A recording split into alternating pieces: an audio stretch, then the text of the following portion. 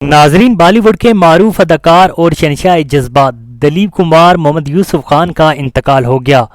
وہ ممبئی کے ہسپتال میں زیر علاج تھے۔ دلیپ کمار 98 برس کے تھے۔ وہ ایک طویل عرصے سے بیمار تھے اور ان کی اہلیہ سائرہ بانو ہمیشہ دعاؤں کی اپیل کرتی رہتی تھی۔ تاہم آج ایک بری خبر آئی ہے۔ دلیپ کمار کے انتقال کے بعد بالی ووڈ میں غم کی لہر دیکھی جا رہی ہے۔ 7 جولائی بروز منگل کو دلیپ کمار نے صبح 7:30 پر آخری سانس لی۔ دلیپ کمار نے ہمیشہ کے لیے دنیا کو الوداع کہہ دیا۔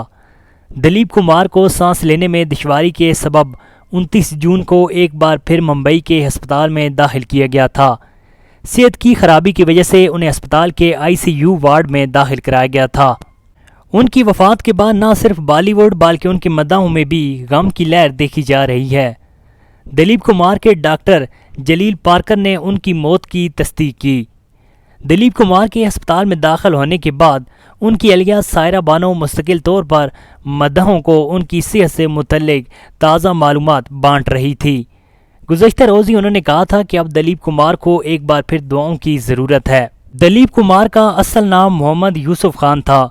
وہ 11 دسمبر 1922 کو پیدا ہوئے تھے۔ انہیں ہندی سینما میں دی فرسٹ خان اور ٹریجڈی کنگ کے نام سے جانا جاتا تھا۔ ہندی سینما میں بہترین اور منفرد اداکاری کا سہرا انہیں جاتا ہے۔ انہوں نے 6 دہائیوں تک بہترین خدمات انجام دی ہیں۔ دلیپ کمار نے اپنی اداکاری کا آغاز 1944 میں کیا تھا۔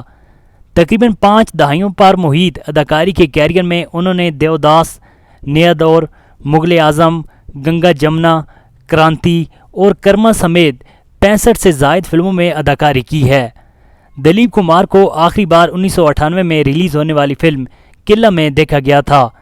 ناظرین، اس ویڈیو کے متعلق کمنٹ میں اپنی فیڈ بیک سے ضرور آگاہ کیجیے گا۔